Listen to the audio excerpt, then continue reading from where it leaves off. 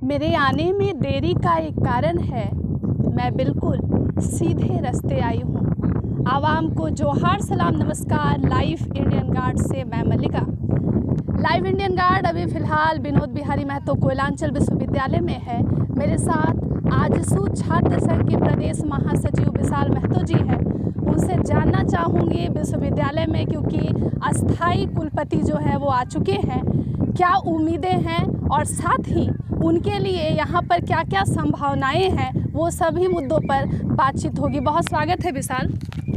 सबसे पहले आप लोग का बहुत बहुत धन्यवाद और आभार कि इतने दिनों के बाद आप लोग आए। काफ़ी अच्छा लगा हमारे परिसर में जी। आपके माध्यम से जो छात्रों को परस्पर विश्वविद्यालय के प्रशासनिक चीज़ों से जो जोड़े रखते थी, वो चीज़ें फिर से हमको उम्मीद है कि ये लगातार बनी रहेगी। इसके लिए फिर से आप सभी को धन्यवाद करते हैं, आभार करते हैं। विशाल, विश्वविद्यालय को अब अस्थाई कुलपति मिल गए हैं और वो जहाँ से आ रहे हैं वो भी काफ़ी पॉपुलर है, बहुत जाना पहचाना नाम है। BHU से आ रहे हैं, BBMKU में आकर क्या वो अपने जादू को बिखेर पाएंगे? देखिए, हमारा जो विश्वविद्यालय है ये काफ़ी विचित्र विश्वविद्यालय है, क्योंकि झारखंड की माटी में ये एक ऐसा बना विश्वविद्यालय है जी। जो शुरुआती दौर से ये काफ़ी विवादों में रहा है और अब तक वो विवाद में है। तो ये मायने नहीं रखता कि हमारे इस विश्वविद्यालय में स्थायी कुलपति के तौर पर किसी भी विश्वविद्यालय से या कहीं से भी कहीं भी नामचीन कहीं से भी आ जाए। ज़रूरी ये नहीं कि वो कहाँ से आए, ज़रूरी ये है कि वो यहाँ आने के बाद यहाँ के वातावरण को, यहाँ के लोगों के, यहाँ के छात्रों को और यहाँ के इन्वायरमेंट को समझ पाएँ और उसके हिसाब से यहाँ के विकास को कार्य को अपने हाथों कार्य करें। जैसे जो पुराने VC जी जो पदमुक्त हो गए थे, मैं ये जानना चाहूँगी क्या इनके लिए भी वो सारे चैलेंजेस दिखेंगे, क्योंकि इनका भी एरिया अलग है, इनका भी एरिया ऑफ इंटरेस्ट अलग है यहाँ पर, फिर उनके सामने भी वही चुनौतियाँ रहेंगी या इस बार जो है हालत कुछ अलग है?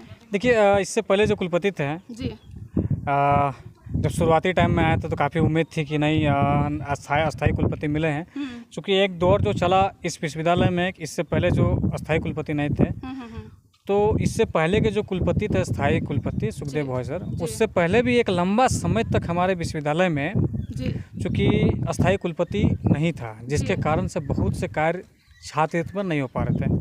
हमारे संगठन ने हम लोगों ने अस्थाई कुलपति की मांग को लेकर जोरदार तरीके से आवाज़ को रखा था। उसके बाद हम लोगों को अस्थाई कुलपति के तौर पर इससे पहले जो कुलपति थे डॉक्टर सुखदेव भाई, तो काफ़ी हर्ष और प्रसन्नता थी हम लोग की अस्थाई कुलपति आए और सभी को उम्मीदें भी थे कि हमारे इस विश्वविद्यालय को एक नई ऊंचाई तक लेके जाएंगे।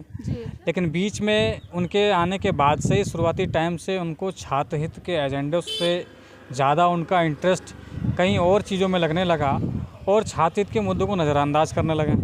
तो हमारे संगठन क्या हो, पूरी छात्र आवाम ने एक उम्मीद जो की थी, वो कहीं ना कहीं उम्मीद टूटता हुआ नज़र आ रहा था, जिसके लगातार प्रयास करने के बाद में सभी छात्र संगठन, खासकर हम लोगों ने लगातार आंदोलन करने के बाद में वैसे भ्रष्ट जो कुलपति थे उनको यहाँ से पदमुक्त कराने का काम किया था। उसके बाद आशा जताई जा रही थी कि बहुत जल्द हम लोग को एक नए अस्थायी कुलपति राजभवन से मिलने वाले हैं, लेकिन फिर से वही दौर चला और एक लंबे समय तक रेगुलर ड्यूटी पर हमारे विश्वविद्यालय का जो कुलपति हैं उनके द्वारा संचालन किया जा रहा था। लेकिन इस स्थिति को देखते हुए हम लोगों ने फिर से राजभवन तक ये आवाज़ हम लोग उठाएं और हम लोग बात को रखें। उसके 15 दिनों के बाद ही हम लोग के इस विश्वविद्यालय को अस्थायी कुलपति के तौर पर हम लोग को अभी जो सर आए हैं हम लोग को मिले हैं और फिर से हम लोगों ने ये उम्मीद जताई है कि इससे पहले के जो कुलपति थे या कोई भी थे, आप अगर आए हैं तो काफ़ी यहाँ के छात्रों को, शिक्षकों को और यहाँ के आम जनता को, सभी को आपसे काफ़ी उम्मीदें हैं और हम लोग भी उम्मीद करते हैं कि हमारे उम्मीदों को पूरा करेंगे और हमारे जितने भी छात्र हित के एजेंडे जो लंबित हैं, जिन्होंने भॉय सर ने नज़रअंदाज करके अपने कार्यकाल को बीच में छोड़ के उनको जाना पड़ा, ऐसी स्थिति हो गई, तो वो स्थिति इनके साथ ना हो। वो हमारे एजेंडे को जितने भी हम लोग लेके जाते हैं छात्र हित के मामलों को, उनको वो निराकरण करें। अभी तक तो उस तरह से हम लोग अभी नए कुलपति से मिले नहीं हैं। हम लोग आगामी 24 तारीख को हमारा पूरा संगठन उनके साथ फिर से वही नए पुराने सभी लंबित मामलों को लेकर हम लोग ज्ञापन सौंप कर अपनी मांगों को रखेंगे। फिर उनसे यही उम्मीद जताएंगे कि हम लोग का जल्द से जल्द छात्र हित के जो मांग है उन लोग को पूरा करेंगे। विशाल, लगभग 9 महीने का समय प्रभारी कुलपति पवन कुमार पोद्दार सर ने तय किया, उनके कार्यकाल को कैसे देखते हैं? उनका कार्यकाल जो रहा कि ऐसा होता है कि विश्वविद्यालय एक ऐसा संस्थान होता है जी, जहाँ पे ये सत्र वाइज जो चलता है हम लोग का पठन पाठन, जी, तो कोई भी चीज़ें यहाँ रुकी हुई नहीं होती है। अगर हम लोग का मामला ज़्यादातर एडमिशन से रिलेटेड, पढ़ाई से रिलेटेड और परीक्षा से रिलेटेड होता है जी, तो परीक्षा से रिलेटेड जितने भी मामले होते हैं, एकाएक जो हम लोग के मामला उठ के आता है, जी, ये एकाएक उठ के आता है मामला। आज एग्ज़ाम हुआ, एग्ज़ाम में कुछ प्रश्नोत्तरी में कुछ गड़बड़ी हो गई है, या कुछ एग्ज़ाम्स को लेकर आगे पीछे हो गया, एडमिट कार्ड्स में गड़बड़ी हो गई, ये तुरंत आने वाले जो मामले होते हैं तो इसका तुरंत निराकरण होना चाहिए था। जी, लेकिन अस्थायी कुलपति नहीं होने के कारण में ये सब जो मामले होते हैं, ये किसी भी मामलों में कोई समस्या का समाधान नहीं हो पाता था, और ये ये शॉर्ट टर्म के लिए होता था। जी, ये हमारा एग्ज़ाम कहीं रुका हुआ नहीं रहता है। एक सेमेस्टर हर 6 महीना में सेमेस्टर्स की एग्ज़ाम होती है, एडमिशन हर साल भर में होता है। अगर किसी, जैसे हम लोग पीजी का एडमिशन को बहुत साल बंद कर चले गए कॉन्स्टिट्यूंट कॉलेज में, एंड कई विषयों को जैसे जूलॉजी बॉटनी बंद कर दिए गए, तो उनका एक सेशन होता है, एक लिमिट समय तक अगर उसको फिर से चालू नहीं किया गया तो वो सेशन पूरा लैप्स हो जाता है। तो उनका जो 9 महीना का आप जब बता रहे हैं कार्यकाल रहा, तो उनसे ये चीज़ें जो है काफ़ी प्रभावित हुई कि बहुत सी चीज़ें जो तुरंत जो आती है समस्या, जिनका निराकरण तुरंत होना चाहिए, वो नहीं हो पाए। आपको क्या लगता है, लगातार क्योंकि परीक्षा विभाग में हमेशा गड़बड़ी की शिकायत रही और कोयलांचल के लगभग हर छात्र छात्राएं इस बात से अवगत हैं, नए वीसी के लिए परीक्षा विभाग को कंट्रोल करना कितना बड़ा चैलेंज रहेगा? और क्या बतौर छात्र संघ के आप प्रदेश महासचिव हैं, आपने वीसी से मुलाकात करके इस मामले में जरा सा उन्हें कुछ भी? देखिए, उनका चैलेंज के बारे में तो हम नहीं कह सकते हैं, लेकिन हमारे छात्र हित के मुद्दों को लेकर हम लोग लेके जाते हैं तो हमारे नए जो कुलपति, उनके लिए विशाल मत एक बड़ा चैलेंज होगा। चैलेंज दे रहे हैं, बिल्कुल उनके लिए चैलेंज होगा। चैलेंज होगा। अच्छा, एक चीज़, क्योंकि आप एक छात्र संघ से हैं और चुनाव जो है छात्र संघ का ये बार बार उठता आया है, पूर्व वीसी से भी लगातार आप लोग मांग उठा रहे थे। इस बार क्या लगता है, इस बार ये पॉसिबल हो पाएगा कि इस बार भी मामला जो है बिल्कुल ठंडे बस्ते? देखिए, छात्र संघ का जो चुनाव है ये सरकार की सिफारिश पे होती है और उस विश्वविद्यालय में हो जाती है जहाँ पे समय पर नामांकन की प्रक्रिया पूर्ण हो जाती है। जी, जी। तो अगर ऐसा है कि छात्र हित का जितने भी मामले होते हैं, अगर छात्र संघ का चुनाव होता है तो छात्रों का भी लाभ होगा जी। वो इसलिए क्योंकि अभी बहुत तरीके से छात्रों के साथ में ठगी की जा रही है। अभी एडमिशन का दौर चल रहा है, जी, जी। एडमिशन का प्रक्रिया चल रहा है, जी। इसमें काफ़ी लोग ठगे जाते हैं, काफ़ी छात्र ठगे जाते हैं। जैसे हम बता देते हैं, जब तक अगर छात्र संघ चुनाव नहीं होता है, जी, कोई अगर चुन करके नहीं आता है, तब तक आम छात्रों के लिए ये पहचानना मुश्किल हो जाता है कि हमारे जो छात्र नेता है, जो छात्र प्रतिनिधि, वो कौन है। यहाँ पे कोई भी, जितने भी संगठन से जुड़े हुए रहते हैं, सभी कहते हैं कि हम छात्र नेता हैं, लेकिन सभी छात्र नेता वो जितने भी वो इलेक्टेड नहीं हैं। तो इलेक्टेड नहीं होने के कारण में उनकी जो क्वालिटी है, उनकी जो नीयत है, वो ट्रांसपेरेंसी नहीं होती है, जिनका लाभ लोग उठा करके अपने छात्रों से ठगी की जाती है। तो छात्र संघ चुनाव यदि हो करके आता है तो अच्छे और हम लोग के चुने हुए जो छात्र प्रतिनिधि आएंगे, उनके माध्यम से छात्रों का जो काम होगा वो सुलभ रूप से होगा। और एक महत्वपूर्ण बात, हमारे विश्वविद्यालय की जो सिंडिकेट की बैठक होती है या बड़ी बड़ी जो बैठक होती है जिसमें नीति नियम लागू की जाती है, छात्रों के लिए नीति नियम बनाए जाते हैं, तो उसमें छात्र संघ से चुने हुए जो जीत करके जाते हैं उनका भी मेंबर वहाँ पे होता है, वो उनके बैठक का वो हिस्सा होता है। तो काफ़ी लंबे समय से है, जबकि हमारा विश्वविद्यालय अलग हुआ तो हमारे विश्वविद्यालय में आज तक एक बार भी छात्र संघ चुनाव नहीं हुआ, जिसके कारण हमारा छात्रों का प्रतिनिधित्व हमारे उन महत्वपूर्ण बैठकों में नहीं हो पाती है। जी, विश्वविद्यालय में ये मुख्य दरवाजे के पास ही विनोद बाबू की जो प्रतिमा है वो ढक कर रखी हुई है, अनावरण नहीं हुआ है। इस बार क्या हो पाएगा या फिर अभी देरी है? देखिए, काफ़ी दुख होता है कि जब भी देखते हैं कि हमारा विनोद बाबू का प्रतिमा को इस तरह से आधा अधूरा उनका शेड बना करके स्थापित करके उनको ढक करके लगभग 1 साल तक रखा गया है, काफ़ी दुख होता है।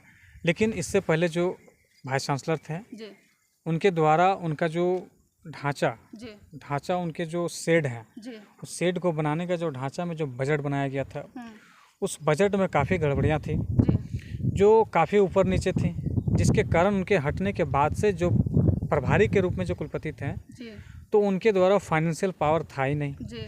और अभी जो कुलपति आए हैं उनसे उम्मीद करते हैं कि जल्द से जल्द जो भी फाइनेंशियल मैटर है, जो बजट का मामला हो या जो भी मामला हो, आप अपने स्तर से देख लीजिए और हमारे इस जो विनोद बाबू का मूर्ति स्थापित हुआ है उनका जल्द से जल्द अनावरण करें, जिसके लिए हमारे माननीय विधायक डॉक्टर लंबोदर महतो जी ने महामहिम राज्यपाल से मिलकर इससे संबंध में वहाँ पे एक ज्ञापन भी देकर के इसकी मांग कर चुके हैं। नीड बेस्ड लेक्चरर्स की जो बहाली की चल रही है प्रक्रिया, अभी भी शायद एक सब्जेक्ट का इंटरव्यू बाकी है, क्या लगता है कितना वक्त और लगने वाला है इसमें? देखिए, नीड बेस्ड वाला में एक बात हम कहना चाहेंगे, इसमें जब शुरुआती दौर हुआ था तो मैंने एक डिमांड रखी थी जी।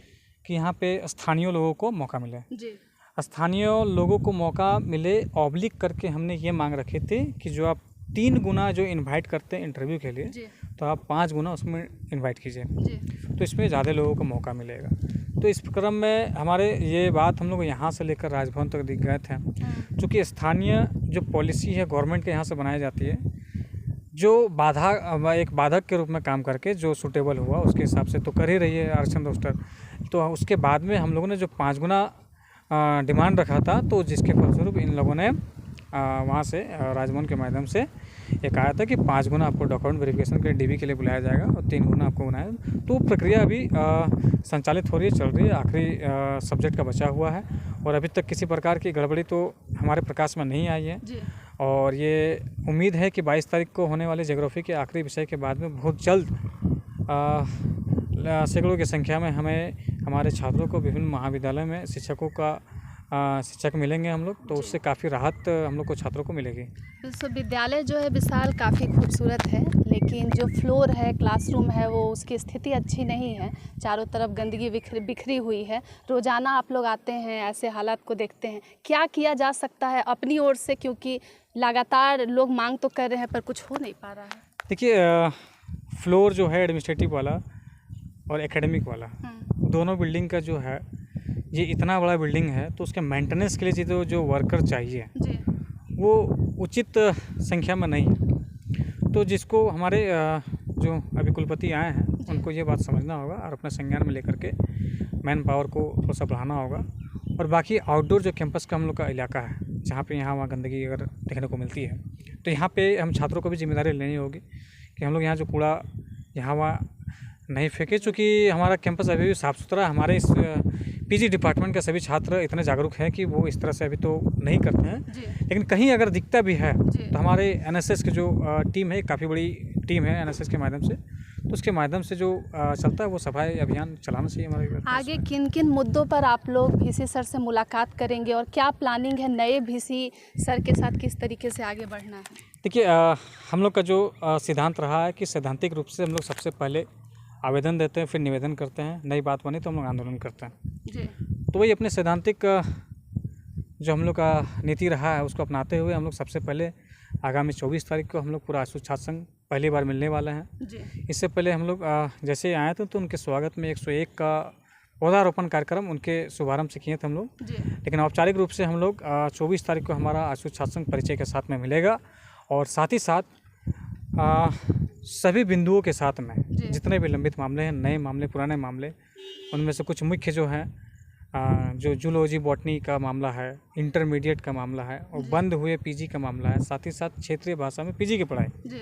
उसके बाद हमारे साइंस ब्लॉक में कहीं पर भी लेबोरेटरी का व्यवस्था नहीं है, कोई प्रयोगशाला नहीं है। हमारे जनरल और भी सब्जेक्ट्स हैं उनके लिए पुस्तकालय नहीं है किसी के लिए, और हमारे मास कॉम डिपार्टमेंट के लिए मीडिया लैब नहीं है।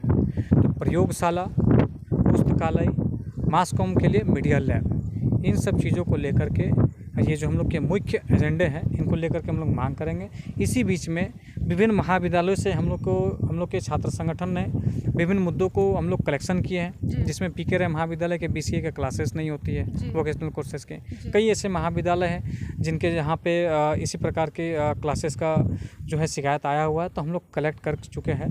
और हमारे पीजी डिपार्टमेंट के भी शिकायत आया है कि ऐसे छात्र हैं कि उन्हें इंटरनल में फेल कर दिया जाता है लेकिन एक्सटर्नल वो पास होता है। तो कहीं से भी ये जो है उचित नहीं होता है, क्योंकि हमारा जो रेगुलेशन है जी पीजी का, उसमें साफ साफ ये बतौर लिखा हुआ है कि कोई भी स्टूडेंट बिना इंटरनल में पास किए हुए वो एक्सटर्नल की परीक्षा में सम्मिलित नहीं हो सकता है। तो अगर वो एक्सटर्नल की परीक्षा में सम्मिलित हुआ है तो आपको उसको इंटरनल में पास करना होगा, और अगर वो फेल है तो आपको एक्सटर्नल एग्ज़ाम देने से आपको रोकना चाहिए था।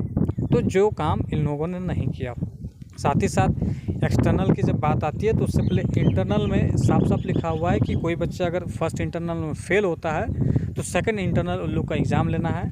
उसके बाद ऐसा भी नियम है कि अगर कोई बच्चा दोनों में भी फेल है या किसी में एब्सेंट रहता है तो स्पेशल केस में वो अपना कारण दे छात्र, उसको विभाग के द्वारा कंसीडर करके उसको मौका दिया जाता है। जबकि यहाँ पे कुछ विभाग ऐसे हैं जहाँ पे एक ही इंटरनल लेकर के पार कर दिए जाते हैं, जिसमें बच्चे फेल भी हो जाते हैं। तो इस तरह का मामला बड़ा विचित्र मामला है और हम लोग के प्रकाश में आया है। तो सभी मामला को हम लोग को इकट्ठा करके हम लोग 24 तारीख को पहली बार जो हम लोग मिलेंगे तो अपनी मांगों को नए कुलपति के सामने हम लोग रखेंगे। धन्यवाद विशाल।